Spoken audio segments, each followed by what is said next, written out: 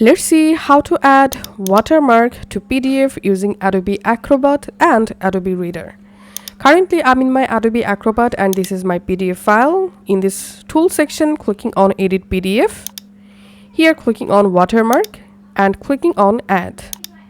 If you're in Adobe Reader, then go to this Edit section and here click on Watermark and just click on Add to get this Add Watermark window. Here, click on this text box and type here your watermark text. And here we can see the watermark preview. You can change your watermark font and you can change your watermark text size. You can also change your watermark color. Just like this. And then here you can adjust or change your watermark settings and then just click on OK. And the watermark will be applied to all of your PDF pages just like this. Now save your PDF file and that's it.